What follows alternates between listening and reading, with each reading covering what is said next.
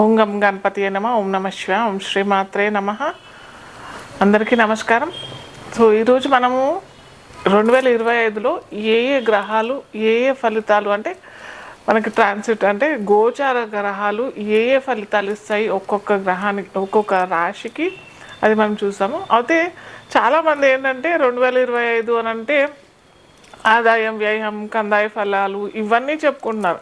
యాక్చువల్గా ఇవి మనం 2025 ఇది క్యాలెండర్ ఇయర్, మనము ఇంగ్లీష్ క్యాలెండర్ ఇయర్ ప్రకారం చూస్తున్నాం కాబట్టి ఇక్కడ మనం ఓన్లీ గోచార గ్రహాలు అంటే మేజర్ గ్రహాలు 4 అవి ఏంటంటే రాహుకేతు, శని భగవానుడు, గురు, బృహస్పతి. ఈ 4 గ్రహాలు ఎలాంటి గోచార ఫలితాలు ఇస్తాయి అవి చూసుకోవాలి. అంతేగాని మనము కందాయ ఫలాలు ఆదాయ వ్యయ ఫలాలు ఎప్పుడు చూస్తామంటే ఉగాది టైంలో, ఉగాది పంచాంగంలో మనము అప్పుడు మనకేంటంటే చక్రాలు వేసేసుకొని జాతక 6 ఆ గోచార అప్పటి నుంచి ఉగాది పంచాంగం నుంచి పంచాంగం మనకి ఋతువు కూడా మారిపోతుంది, మనకి ఆ సంవత్సరం కూడా మారిపోతుంది. కాబట్టి దాని ప్రకారం మనం లెక్కేసేది అది కంప్లీట్ డిఫరెంట్.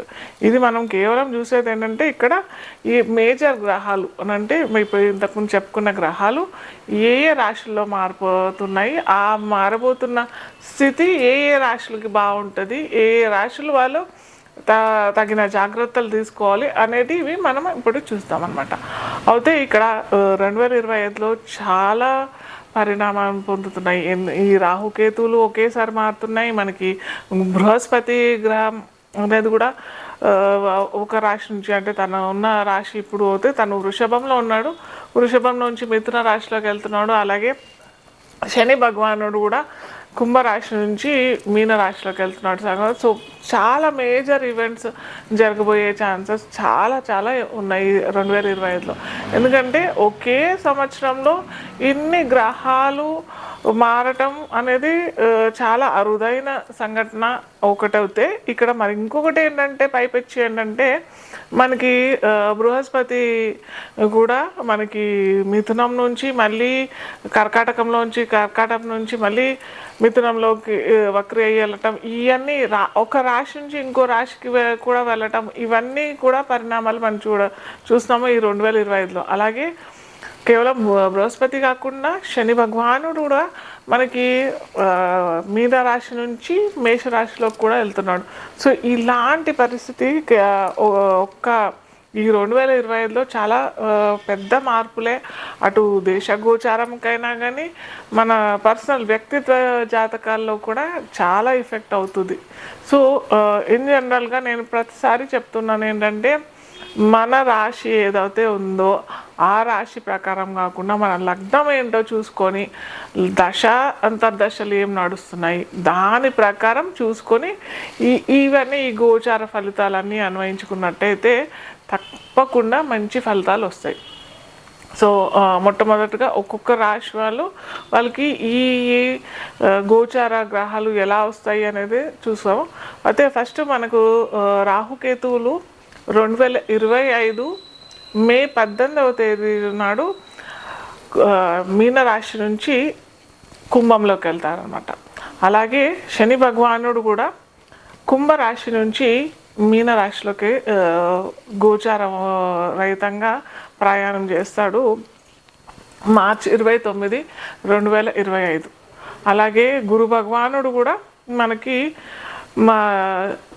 మే 14వ తారీఖు నుంచి తనున్న రాశి ఇప్పుడు ప్రజెంట్గా వృషభ రాశిలో వక్రి అయి ఉన్నారు ఇప్పుడు బృహస్పతి. సో ఈ వక్రి అయిన బృహస్పతి 2025 మే 14వ తారీఖు నుంచి మనకి వృషభ రాశి నుంచి మిథున రాశికి వెళ్తారు.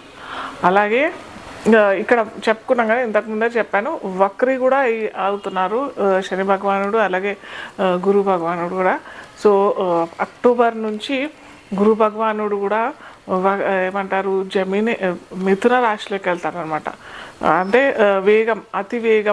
అతి వేగం ప్రయాణం చేస్తుంటాడు గురు భగవానుడు. కాబట్టి అతి వేగంగా ప్రయాణించి అక్టోబర్ 2025 చివరి సంవత్సరంలో అక్టోబర్లో మిథున రాశి నుంచి కర్కాటకంలోకి వెళ్తాడు. అలాగే డిసెంబర్ నెలలో మళ్ళీ కర్కాటకం నుంచి మిథున రాశికి వస్తాడనమాట. సో ఇంత పెద్ద పెద్ద మేజర్ ట్రాన్సిట్స్ అవుతున్నాయి కాబట్టి మన వ్యక్తిత్వ జాతకాల్లో కూడా చాలా గొప్ప పరిణామాలు, ఒక్కో రాశికి బాగానే ఉంటుంది, ఒక్కో రాశికి మధ్యంతర ఫలితాలు, అలాగే ఒక్కో రాశికి పట్టిందే లక్ష్మి అన్నట్టుగా ఇలాంటి మేజర్ ఎఫెక్ట్స్ అయ్యే ఛాన్సెస్ మనకి 2025లో చాలా చాలా జరుగుతాయి. ఎందుకంటే చెప్పా కదా, అసలు ఒక్క సంవత్సరంలో ఇన్ని మార్పులు జరగటం అనేది చాలా అరుదైన సంఘటన అనమాట. అలాగే మనకి శని భగవానుడు కూడా మనకి 2025 మార్చి 29 నుంచి మారుతాడు అన్నాం కదా మీనరాశిలోంచి. మళ్ళీ మీనరాశిలోంచి మేషరాశిలోకి కూడా మనకి అతివేగం. శని భగవానుడు ఇన్ జనరల్ చాలా మెల్లిగా నిదానం, శనీశ్వరుడు అని అంటాం మనము. అంటే అంత వేగమైన గ్రహం కాదు, మెల్లిగా నిదానంగా ప్రయాణించి శని భగవానుడు కూడా అతి వేగం వల్ల మేషరాశిలోకి ప్రయాణం చేస్తాడనమాట. సో ఇలాంటి సంఘటనలన్నీ మనకి ఒక్కొక్క రాశికి ఎలాంటి ఫలితాలు వస్తాయి, ఎలాంటి తగు జాగ్రత్తలు తీసుకుంటే బాగుంటుంది అనేది మనము చూద్దాము. అలాగే ఎండింగ్లో నేను ఒక మంచి ఇన్ జనరల్గా చాలామంది అడుగుతూ ఉన్నారు, రాహుకేతుల వల్ల మేము భయపడిపోతున్నాము, కాలసర్పదోషము ఇవన్నీ, రాహుకేతులు సర్పదోషం ఇవన్నీ దానివల్ల చాలా భయంకరంగా భయం అయిపోతుంది అని చెప్పేసి ప్రజలు చాలా విధంగా అడుగుతూ ఉన్నారు. సో ఒక చిన్న చిటుక వల్ల మీ ఇంట్లో ఏమన్నా ఫైనాన్షియల్ ఇష్యూస్ అన్నా, లేకపోతే ఇంకేమన్నా ఏమంటారు లేటుగా అవుతున్నాయి, అటు ఉద్యోగ ప్రయత్నాలైనా కానీ, లేకపోతే వివాహ ప్రయత్నాలైనా కానీ, సంతానం సరి అయిన సమయంలో అవ్వట్లేదు అని అంటే ఒక చిన్న చిట్కా చెప్తాను. అది ఏంటంటే ఏ రాశి వాళ్ళకి కొద్దిగా చూసుకోవాలి. రాహు ఒకవేళ ఆ రాశి వాళ్ళకి 3, 6, 11 రాశుల్లో ఉంటే మటుకు ఎలాంటి ఫలితాలు ఇస్తాడు అది నేను ఎండ్ ఆఫ్ ది షోలో నేను చెప్తాను. సో కాలపురుషాంగంలో మొట్టమొదటి రాశి మేషరాశి అవుతుంది. సో మేషరాశికి లగ్నం తెలియకపోతే రాశి అని అనుకున్నట్టయితే నేను ప్రతి షోలో చెప్తుంటాను, ఫస్ట్ మనం లగ్నం చూసుకోవాలి. లగ్నం తెలియని వారికి రాశి ఓకే.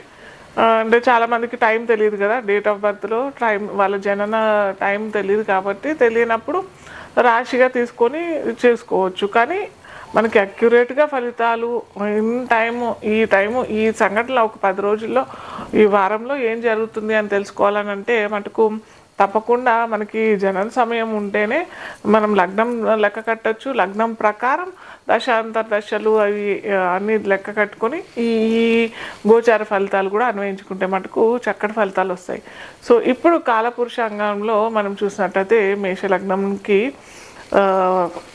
ఇంతకుముందు చెప్పుకున్నట్టుగా రాహుకేతువులలో రాహు మనకి మీనరాశిలోకి వెళ్ళిపోతారు. మీనరాశి నుంచి అయితే మేషరాశి ఫలితాలు ఎలా ఉంటాయంటే, మీనం నుంచి రాహు కుంభంలోకి వస్తాడు. అలాగే కేతువు భగవానుడు కూడా ఇక్కడ ఇప్పుడు కన్యా రాశిలో ఉన్నాడు కాబట్టి కన్యా రాశి నుంచి సింహరాశికి వెళ్ళిపోతాడు అనమాట.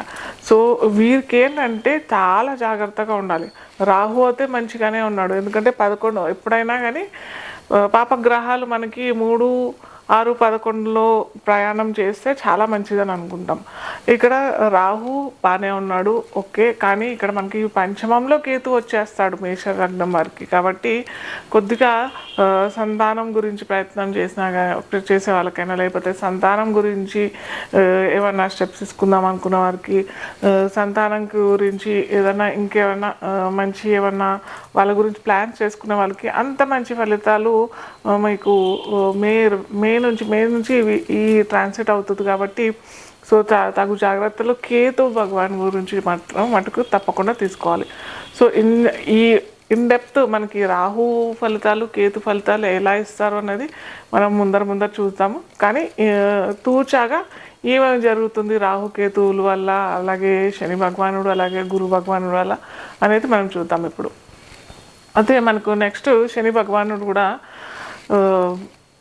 మనకి దశమాధిపతి లాభాధిపతి అవుతాడు మేషలగ్నం వారికి.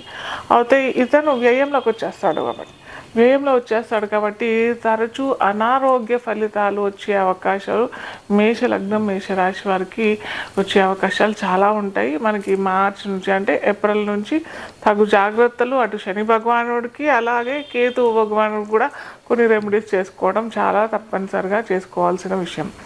ఇంకోటి ముఖ్యంగా ఏంటంటే మేషలగ్నం వారికి గురు భగవానుడు నవమాధిపతి అవుతాడు, అలాగే భాగ్యాధిపతి కూడా అవుతాడు.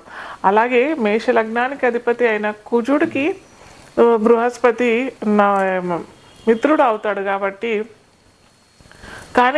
మిత్రుడు అవుతాడు కాబట్టి ఇప్పటిదాకా ఈ ఫిబ్రవరి దాకా కూడా వక్రీలో ఉన్నాడు, అంటే లగ్నంలోకి వచ్చేసే ఫలితాలు వస్తాయి. కానీ మనకి మిథున రాశిలోకి వెళ్ళిపోతాడు మే నుంచి కాబట్టి ఇటు బృహస్పతికి కూడా తప్పకుండా తగు జాగ్రత్తలు తీసుకుంటేనే మనకి అటు బృహస్పతి, ఎందుకంటే మెయిన్ భాగ్యాధిపతి మనకి బలం ఇవ్వకపోతే అంతే మనకి అంత మంచి రిజల్ట్స్ రావు కదా. సో ఖచ్చితంగా అటు గురు భగవానుడికి కేతువుకి శని భగవానుడికి ఈ 3 గ్రహాలకి మీరు అటు దశ అంతర్దశలు సరిగ్గా ఉన్నా కానీ ఖచ్చితంగా మీరు మటుకు తగు చర్యలు తీసుకోవాల్సిందే. సో ఇన్డెప్త్గా నేను నెక్స్ట్ వచ్చే వీడియోస్లో గురు భగవానుడికైనా రాహుకేతు వాళ్ళకైనా ఎలాంటి చర్యలు తీసుకుంటే మనకి మంచి ఫలితాలు వస్తాయి అనేది మనం ముందర చూస్తాము. సో మనం చివరి దశలోకి వచ్చేసాము. రెమెడీస్ చాలా అందరూ అడిగేది ఇంతకుముందు చెప్పాను కదా, బాగా కంగారు పడేది రాహుకేతు విషయంలోను శని భగవాను విషయంలోను. సో ఈరోజు మనము ముఖ్యంగా రాహుకి ఏం చేసుకుంటే మన అటు ఫైనాన్స్ పరంగానో అయినా కానీ, ముఖ్యంగా రాహు చెడు గ్రహం కాదు. చాలామంది ఏంటంటే సర్పదోషం పెట్టేసేసి అటు రాహు భగవానుడిని చాలా చెడు చేసేస్తున్నారు. ఇది చాలా అంత మంచిది కాదు. ఎందుకంటే మనకి రాహు కెమెరాకి సంబంధించిన గ్రహం. అలాగే రాహు ఫారిన్ ట్రావెల్, ఒకానొక సమయంలో దేశ బహిష్కరణ లేదా దేశాంతరం తప్పు, అది చాలా పాపం అని కూడా పరిగణించేవాళ్ళం మనము ఒక 18th 19th 17th 18th సెంచరీలో అయినా కానీ ఇప్పుడు ప్రతి ఒక్కరూ దేశాటన చేయటము, ఫారిన్ ట్రావెల్, అక్కడే ఉద్యోగ ప్రయత్నాలు, అక్కడే స్థిరపడటం, ఇవన్నీ చేస్తున్నారు. సో దీనికి అన్నిటికీ కారణం ఎవరు ఇస్తున్నాడు అంటే మనకి రాహు భగవానుడు ఇస్తున్నాడు కదా. సో అలా ఆ విధంగా చూసుకున్నట్టయితే రాహు మనకి చెడు గ్రహం అయితే కాదు కదా. ఈరోజు మనకి యూట్యూబ్ నడుస్తుంది బాగా, సోషల్ మీడియా చాలా చక్కగా నడుస్తున్నది, ట్విట్టర్ బాగా నడుస్తున్నాయి. ఇవన్నీ అంటే మనకు సోషల్ మీడియా ఎంతగా పెరుగుతుంది అంటే దానికి ఎవరు కారకుడు? సినీ రంగం బాగా ఎదుగుతుంది. వీటన్నిటికీ కారణం ఎవరు?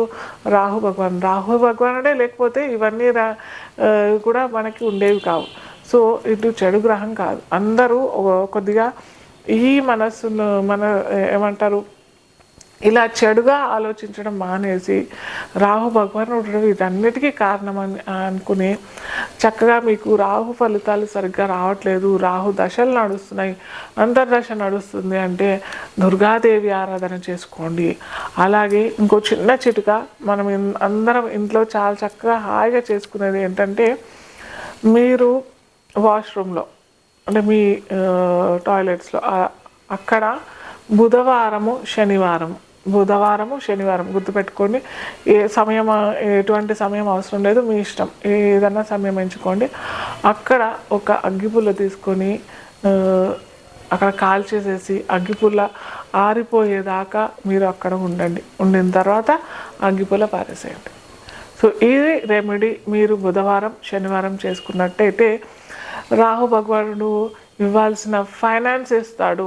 మీకు ఫారిన్ ట్రావెల్ అనుకునే వారికి, అటు అబ్రాడ్ ఆపర్చునిటీస్ కావాలనుకునే వారికి చక్కటి ఫలితాలు అయితే ఇస్తాడు. సో ఈరోజు ఈ వీడియోలో మనము ముఖ్యంగా శుక్రుడు ఎటువంటి ఫలితాలు ఏ రాశి వాళ్ళకి, ఏ లగ్నాల వారికి ముఖ్యంగా ఎటువంటి ఫలితాలు ఇస్తాడు చూద్దాం. అయితే మనము శుక్రుడు ఎవరికైనా అందరికీ ఇంపార్టెంట్. అటు మనకి 2 వర్గాలు ఉంటాయి. గురు వర్గము, శని వర్గము అని 2 వర్గాలు ఉంటాయి. సో ఈ 2 వర్గాలకి మనకి శుక్రుడు చాలా ఇంపార్టెంట్. ఎందుకంటే మనకి అటు ప్లెజర్స్ అంటే ధన కనక వాస్తు వాహనాలు అన్నీ ఇచ్చేది మనకి శుక్ర భగవానుడే. అలాగే వైవాహిక సుఖం అనేది కూడా ఇచ్చేది శుక్ర భగవానుడే. అలాగే విహారయాత్రలు, చాలా మంచి కంఫర్ట్స్, లగ్జరీస్, మంచి కార్స్, మంచి డబ్బులు, మంచి నగలు, మంచి బట్టలు, వస్త్రాలు, ఇంకా ఏంటంటే ముఖ్యంగా శుక్ర కారకత్వం అంటే శుక్ర కణాలు పురుషులకి ఇచ్చేది కూడా శుక్ర భగవానుడే. కాబట్టి ఈ వర్గాలకి శుక్రుడు అవసరం లేదు, ఈ వర్గాలకి శుక్రుడు కావాలి అన్నట్టు కాదు. సో మనకి కావాలి అని అనుకుంటే మటుకు శుక్రుడు భగవానుడు మనకి మన అందరి జీవితాల్లో కావాల్సిన గ్రహం అన్నమాట.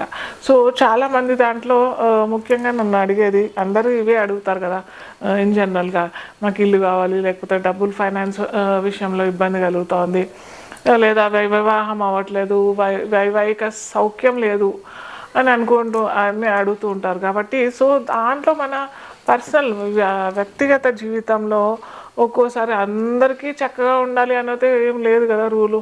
సో శుక్రుడు ఎక్కడ ఏ రాశిలో ఒకవేళ షష్టమంలో తన లగ్నం నుంచి అష్టమ వ్యయంలో ఉంటే మటుకు శుక్రుడు ఇలాంటి అన్నీ మనకి ఇవ్వడు అనమాట.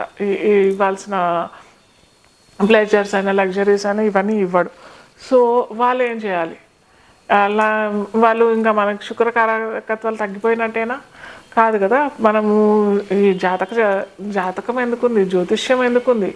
ఎక్కడైతే అంధకారం ఉంది అక్కడ జ్యోతి ప్రజ్వలించేదే జ్యోతిష్యం. సో ఒక లైట్ త్రో చేసేదే జ్యోతిష్యం. సో మన పర్సనల్ జాతకాల్లో శుక్రుడు సరిగ్గా లేడు అనేసి ఎలా తెలుసుకోవచ్చు అంటే, ఏ ఇంట్లో అయితే సరి అయిన టైంకి ధనం అందుబాటులోకి రావట్లేదు, వివాహ లోపం జరుగుతోంది, వివాహంలో ఆటంకాలు అవుతున్నాయి, లేదా వివాహం విచ్ఛిన్నం అవుతోంది, అలాగే ఇంట్లో ఏమంటారు లగ్జరీస్ లేవు, ఒక మంచి ఇల్లు కొనుక్కోవడానికి డబ్బులు లేవు, లేదా ఒక కార్ కొనుక్కుందాము, ఒక వెహికల్ కొనుక్కుందాం అని అంటే లేదు అని అనుకునే వారికి నిజంగా అక్కడ ఏదో శుక్రలోపం జరిగినట్టే వాళ్ళ జాతక చక్రంలో. సో వాళ్ళు ఏం చేయాలి? ముఖ్యంగా నేను అందరి పురుషులకి చెప్పేది ఏంటంటే, మీరు మీ ఇంట్లో గృహలక్ష్మియే. శుక్రుడికి అధిపతి ఎవరు అని అంటే మహాలక్ష్మీదేవి. సో మహాలక్ష్మీదేవి ఎవరు ఇంట్లో అని అంటే గృహలక్ష్మియే. సో ఖచ్చితంగా అందరూ లక్ష్మీదేవి లాంటి మీ భార్యని పొద్దున్నే చాలామంది ఏంటంటే ఇవన్నీ ఎక్కువగా వాడుతూ ఉంటుంటారు పురుషులు. సో ఇవన్నీ మానేసేసి చక్కగా ఒక 5 నిమిషాలు మీ భార్యతో గడిపి పొద్దున్న చక్కగా టీ తాగుకుంటున్నాం, ఇంకేదో చేసుకుంటున్నాం, ఒక 5-10 నిమిషాలు తనతో గడిపేసేసి తర్వాత ముఖ్యమైన మీ కార్యక్రమాల్లో వెళ్ళిపోవడం. అలాగే ఇంకోటి ఏంటంటే చిన్న ఉపాయమే కానీ చాలా పెద్ద మంచి రిజల్ట్స్ ఇస్తారు. ప్రతి శుక్రవారం మీకు వచ్చే ఆదాయంలోనే ఆదాయం ఒక 10,000 వస్తున్నాయి అని అంటే ఒక 100 రూపాయలైనా శుక్రవారం మీ భార్యకి ఇవ్వండి, మీ ధర్మపత్నికి ఇవ్వండి. ఖచ్చితంగా మీరు చూడండి, ఒక్క 6 నెలలు ఇలా ప్రయత్నం చేయండి. ఒక 10,000 వస్తున్నాయని వాళ్ళకి ఒక 100 రూపాయలు ప్రతి శుక్రవారం ఇవ్వండి. లేదా అది కూడా మీకు చేత కావట్లేదంటే మీ ధర్మపత్నికి ఏది ఇష్టమో, తనకి ఓ స్వీట్ ఇష్టమో, లేకపోతే తనకి ఇంకా ఓ చీర ఇష్టమో ఇచ్చేవాళ్ళు. ఓ 1,00,000 రూపాయలు వస్తున్నాయి నాకు అని అంటే ఏముందో డ్రెస్ తెచ్చియండి శుక్రవారం, లేదా ఒక చక్కటి చీర, పట్టు చీర, మీకు ఎంత తోచితే అంత ఇంత ఇవ్వండి అనేసి నేను ఏ రోజు చెప్పను. సో మీరు కనుక చేసినట్టయితే శుక్రవారం. అలాగే మీ ఇంట్లో మీ అమ్మాయి, చిన్న అమ్మాయి ఉంది, ఒక 10 సంవత్సరాల లోపల అమ్మాయి ఉంది, చక్కగా ఏదైనా మంచి కార్యక్రమం చేద్దాము, ఒక కొత్త కార్యక్రమం వెళ్ళబెచ్చుకుంటున్నారు, ఉద్యోగంలోకి జాయిన్ అవుతున్నారు, ఒక వ్యాపారం మొదలు పెడుతున్నారు అన్నట్టయితే చక్కగా మీ అమ్మాయి కాళ్ళకు దండం పెట్టేసి వెళ్ళండి. ఏం కాదు, 10 సంవత్సరాల లోపలే ఉన్న అమ్మాయిలకే వర్తిస్తుంది ఇది. ఎందుకంటే ఆ అమ్మాయి కూడా లక్ష్మీదేవి. బాలా త్రిపుర సుందరి అమ్మవారు. సో అమ్మవారి స్వరూపం కాబట్టి ఖచ్చితంగా మీరు బ్లెస్సింగ్స్ తీసుకొని వెళ్ళండి. ఖచ్చితంగా మీరు అనుకున్న కార్యక్రమం నెరవేరకపోతే నన్ను అడగండి, ఖచ్చితంగా అవుతుంది. అయితే మనస్సు యద్భావం తద్భవతి అని అంటాం కదా. సో భావం కరెక్ట్గా ఉండాలి. ఏదో నేను చేశాను, మేడం చెప్పారు నేను చేశాను, అవుతుందో కాదో అని అనుకుంటే అక్కడ కూడా మీకు యూనివర్స్ అట్లాగే, విశ్వం అలాగే వేస్తుంది ఫలితం కూడా. సో అలా కాకుండా అవుతుంది, ఇది నేను చక్కగా మా అమ్మాయి లక్ష్మీ స్వరూపంగా చూసుకొని వెళ్తున్నాను అని అన్న ఆ భావంతో మీరు వెళ్ళండి బయటికి. ఖచ్చితంగా మీరు అనుకున్న ప్రయత్నాలు సఫలీకరిస్తాయి. సో ఇది మాత్రం అటుకు చేయండి. ఖచ్చితంగా శుక్రవారం ఎటువంటి పోట్లాట మీ భాగస్వామితో చెయ్యకండి.